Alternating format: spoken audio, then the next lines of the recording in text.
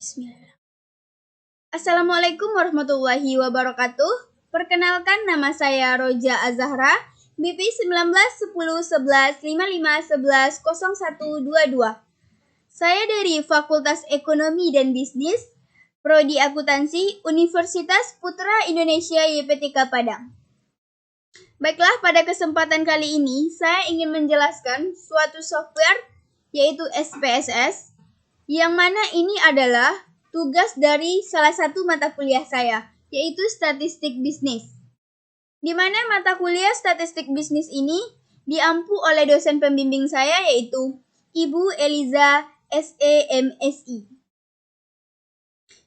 Baiklah, saya akan coba jelaskan mengenai software SPSS ini, yang mana aplikasi SPSS itu sendiri terbagi menjadi dua bagian, yaitu ada data sekunder namanya dan ada data primer. Data sekunder ini terbagi menjadi dua model penelitian, yang mana yaitu ada RLS dan RLB. Kemudian data primer itu tadi juga terdiri dari dua model penelitiannya, yaitu ada RLS juga dan RLB juga. Perbedaan antara RLS dengan RLB ini sendiri adalah RLS adalah memiliki satu variabel terikat yaitu Y dan memiliki satu variabel bebas yaitu X.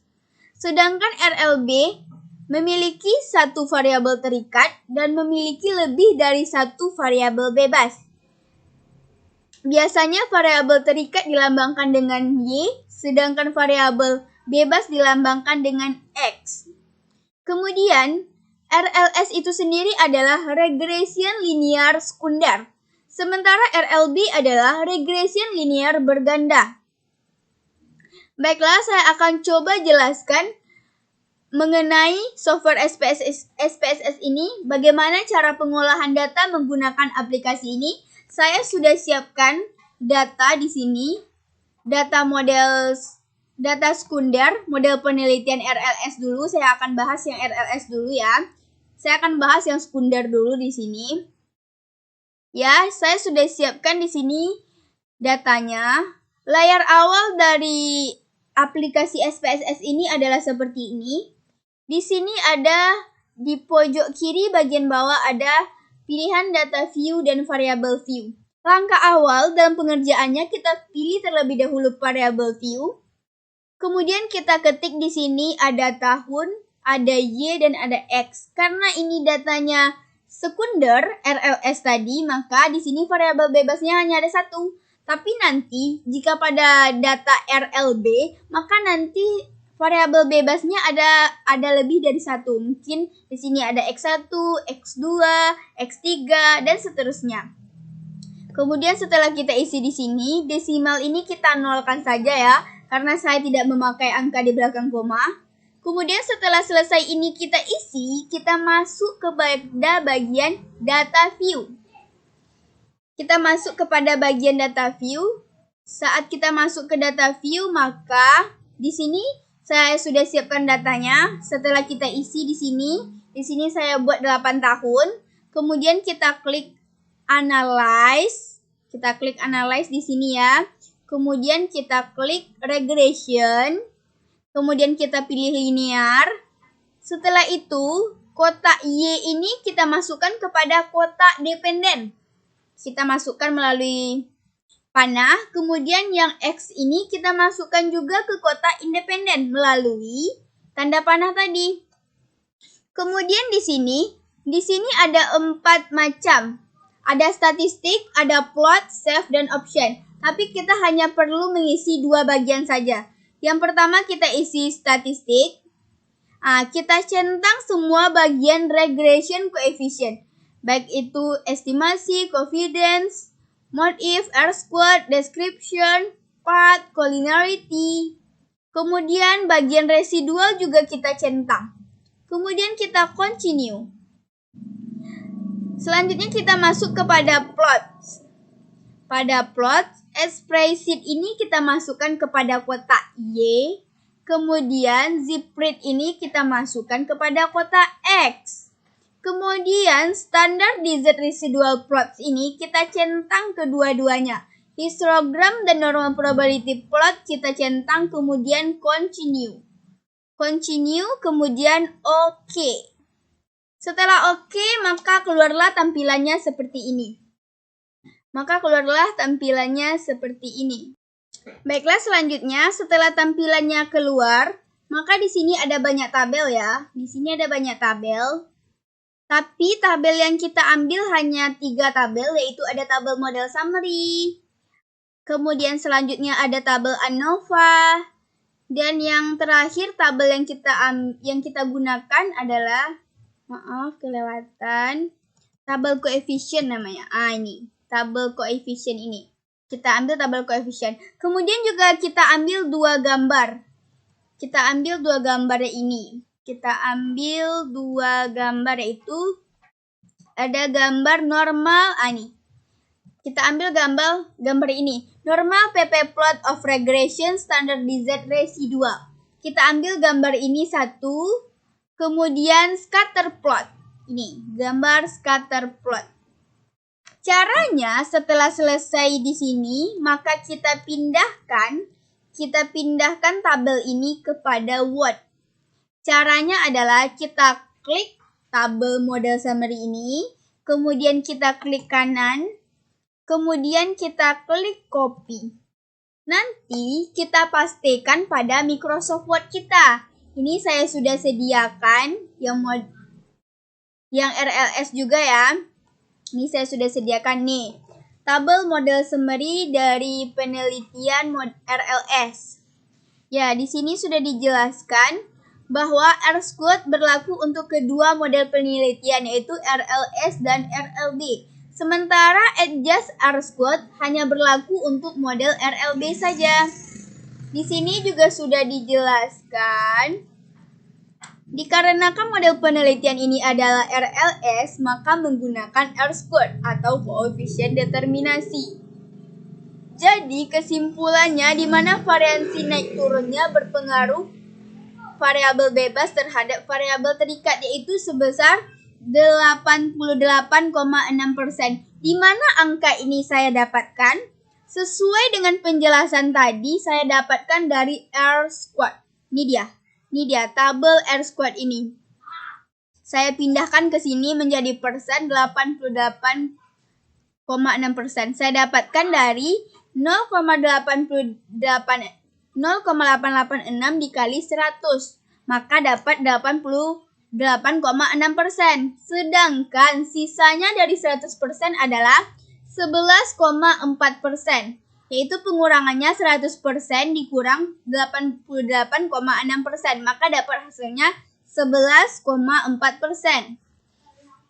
Kemudian model penelitiannya yaitu Y sama dengan A tambah BX, di mana A ini, angka dari A yang saya dapatkan di sini ini terdapat pada tabel koefisien. Saya akan coba perlihatkan ya, karena saya sudah buat. Maka di sini ada angkanya 129 kan.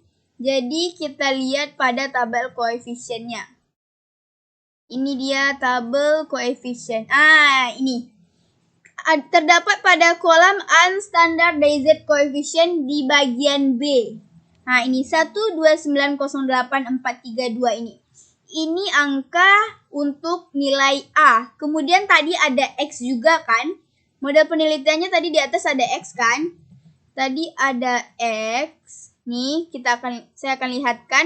Nih ada BX di sini kan? Jadi angka dari B ini, ini X-nya ini akan saya coba perlihatkan. 0,947 ini saya dapatkan juga dari tabel koefisien. Di mana di sini? Ini dia kan? Ya. Kemudian setelah terbukti kan, saya akan coba lanjut pada tabel ANOVA. Saya akan coba jelaskan pada tabel ANOVA. Ini bentuk dari tabel ANOVA yang saya dapatkan dari contoh data tadi. Di mana di sini ada F hitung dan F tabel. Di sini sudah coba saya jelaskan apa saja itu. Di mana di sini F-nya. di mana di sini F hitungnya ini. Angka dari F hitung ini kan di sini terdapat 46,665. Nah, angka dari ini kita dapatkan dari tabel ANOVA kolom F. Nah, di sini sudah saya jelaskan juga, angka ini didapatkan karena sudah menggunakan software SPSS. Jadi kita menggunakan pengolahan data tadi melalui aplikasi SPSS, maka hasilnya secara spontan seperti ini. Dan keluar pada tabel F di tabel ANOVA pada kolom F-nya. Baiklah, selanjutnya di sini juga ada keterangannya semuanya bahwa ada banyak variabelnya, ada 2 yaitu X dan Y tadi kan. Kemudian di sini N ini banyak datanya itu ada 8 tahun tadi. Saya buat datanya tadi selama 8 tahun. Ya, setelah selesai, maka saya lanjutkan pada tabel koefisien. Tabel koefisien ini juga mengandung T hitung dan T tabel. Di mana di sini sudah saya jelaskan apa saja itu dia. Nih kolomnya, di sini kolomnya. Kemudian nih kesimpulannya yaitu berpengaruh positif dan signifikan di antara variabel bebas X dengan variabel Y. Kemudian selanjutnya, ini dia. Selanjutnya kita masuk ke bagian gambar ya. Kita masuk ke bagian gambar. Jadi bagian gambarnya ada di bawah ini. Gambar pipi tadi, normal pipi tadi. Nah, ini dia. Saya sudah salin juga ke Word. Nah, ini gambar normal pipi plot of regression standard desired residual. Ini di gambar ini ada banyak titik-titik.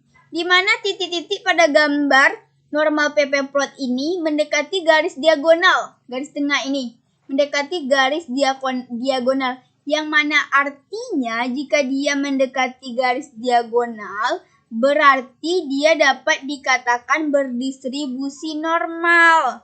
Di sini sudah saya jelaskan juga. Gambar di atas menunjukkan analisis asumsi klasik normalitas. Apabila titik yang terdapat pada gambar PP plots mendekati garis diagonal, maka penelitian tersebut disebut berdistribusi normal. Jadi dia normal karena dia mendekati garis diagonal titik-titiknya. Selanjutnya yaitu ada scatter plot. Nih, ada scatter plot. Nih. Scatter plot ini jika titik-titik ini membentuk sesuatu, misalnya ada segitiga, lingkaran, bangun ruang, maka dia bisa dikatakan heterokliditas. Tetapi jika tidak, berarti tidak. Nih, juga sudah dijelaskan di sini. Berdasarkan hasil olahan asumsi data pada gambar scatter plot, di atas menunjukkan bahwa titiknya tidak membentuk apapun, sehingga data penelitian ini tidak terjadi asumsi klasik heterokedasitas. Begitu kira-kira. Baiklah, selanjutnya, karena tadi model RLS-nya sudah selesai saya jelaskan dengan 3 tabel dan 2 gambar tadi, maka saya masuk ke bagian RLB. Di mana di sini saya juga sudah menyiapkan datanya. RLB sudah saya jelaskan tadi kan bahwa dia memiliki variabel bebas lebih dari 1. Mungkin X-nya X1, X2, X3 dan seterusnya. Tapi di sini saya hanya ambil 2 X saja. 2 variabel bebas saja, X1 dan X2. Sama halnya dengan yang tadi, langkah awalnya kita tetap isi variabel view dulu. Kemudian setelah kita isi variabel view, kita masuk kepada data view. Maka kita isi di sini. Di sini saya pakai datanya ini 10 tahun. 10 tahun ya. Jadi saya coba lagi. Langkahnya tetap sama seperti tadi. Kita klik analyze. Kemudian regression, kemudian linear, kemudian variabel Y kita masukkan kepada kota independen, variabel X1 kita masukkan kepada independen, variabel X2 juga kita masukkan kepada kotak independen. Kemudian setelah ini selesai, kita masuk kepada kotak statistik.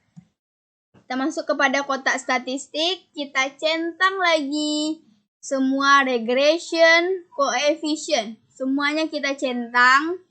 Kita centang. Kemudian residual kita centang. Kemudian continue. Selanjutnya kita masuk pada plot.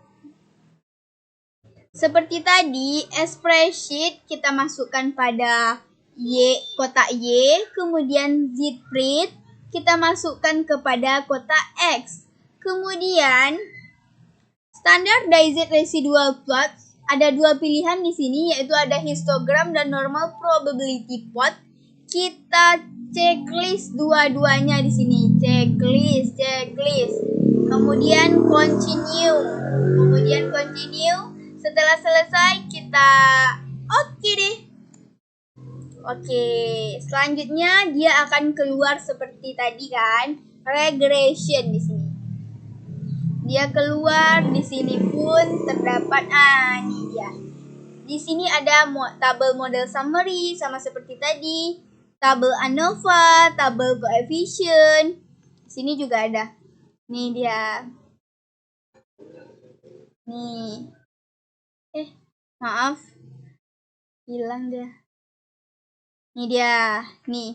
Sama caranya dengan tadi, jika kita ingin pindahkan tetap 3 tabel dan 2 gambar lagi, kita klik pada bagian tabel, kita klik kanan, kemudian kita klik copy. Kemudian pastenya tetap kita lakukan di bagian Word. Nah, nih saya sudah sediakan juga data sekunder model RLB. Di sini ada tabel model summary. Yang pertama tabel model summary di mana tadi dijelaskan ya, kalau datanya RLB maka kita menggunakan adjust R-squared. Di mana RLB ini hanya berlaku untuk adjust, di mana adjust R-squared ini hanya berlaku untuk RLB saja. Sementara R-squared yang tadi berlaku juga untuk penelitian RLS dan RLB. Kemudian sama halnya dengan yang tadi, maka di sini juga dijelaskan dikarenakan model penelitian ini adalah model RLB, maka menggunakan adjust R-squared. Yang saya jelaskan tadi kan. Kemudian di sini angkanya ada sebesar 75,8%.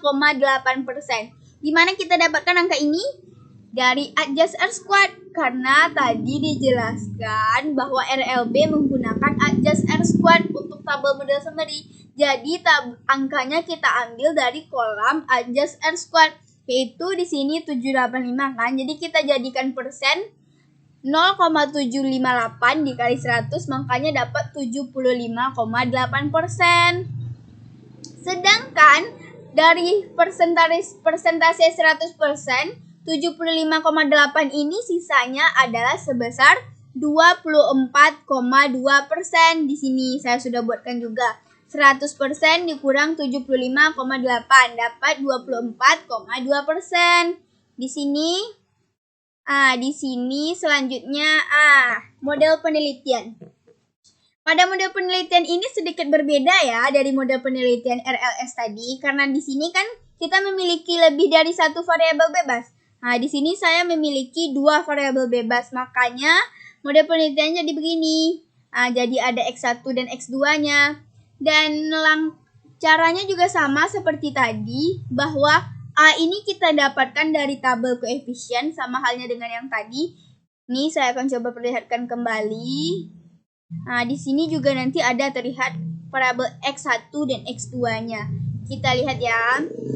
Variabel tabel koefisien. Nih tabel koefisien ya. Tabel koefisien di sini kan juga dijelaskan kan, di sini ada X1-nya dan ada X2-nya. Makanya saya isi model penelitiannya seperti itu tadi di atas. Ya, setelah tabel ANOVA selesai saya jelaskan, maka selanjutnya saya akan coba jelaskan tabel ANOVA. Sama halnya dengan yang sebelumnya, tabel ANOVA pun memiliki F hitung dan F tabel, tapi perbedaannya di sini yang RLB ini saya buat 10 tahun. Lamanya banyak datanya 10 tahun tadi saya buat. Sementara banyak variabelnya tadi terikat dan bebas ada 4 ya semuanya ya. Sementara itu perbedaan lainnya yaitu, nah ini di sini perbedaan lainnya ini tadi pas di di RLS itu dia tidak ada X1 X2-nya di sini pas di kesimpulan ini. Tapi karena ini menggunakan penelitian RLB, maka di sini dijelaskan juga bahwa dia variabel bebasnya ada X1 dan X2 dan terikat terhadap variabel Y, maka secara bersama-sama. Baiklah, selanjutnya setelah tabel itu selesai, maka kita lanjutkan, kita masuk pada tabel koefisien. Setelah itu, masuk pada tabel koefisien ya.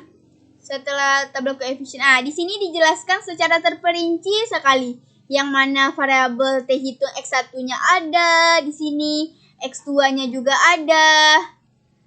X2-nya juga dijelaskan di sini, di mana sig-nya itu 0,000 ya. Dan dia itu alfanya 0,05 atau 5% ya. Artinya di sini terdapat pengaruh yang positif dan signifikan di antara variabel X1 dan 2 terhadap variabel Y. Selanjutnya kita masuk pada gambar. Kita masuk pada gambar ya. Selanjutnya kita masuk pada gambar. Kita masuk pada gambar normal pipi tadi.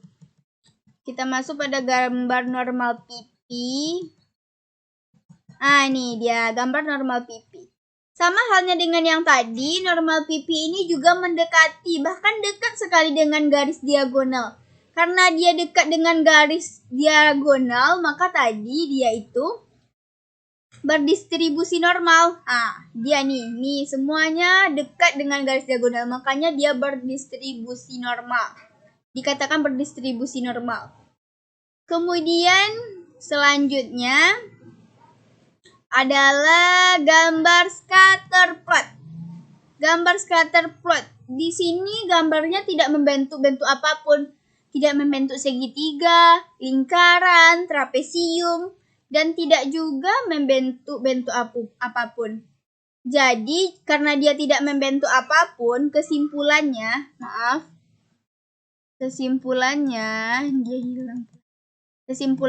maka berdasarkan hasil olahan asumsi data pada gambar scatter plot menunjukkan bahwa titik-titiknya tidak membentuk suatu bentuk apapun, sehingga data penelitian ini tidak terjadi asumsi klasik heterokedasitas.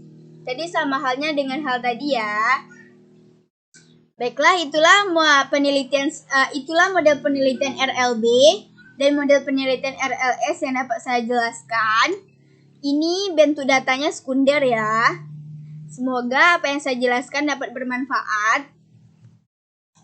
Baiklah, itulah software SPSS yang dapat saya jelaskan, yaitu mulai dari pengolahan datanya sampai kepada kesimpulan, sampai kepada cara membaca tabel, sampai kepada cara membaca gambarnya juga sudah saya jelaskan, dari mana dapat angkanya tadi sudah saya jelaskan juga. Semoga apa yang saya sampaikan dapat bermanfaat.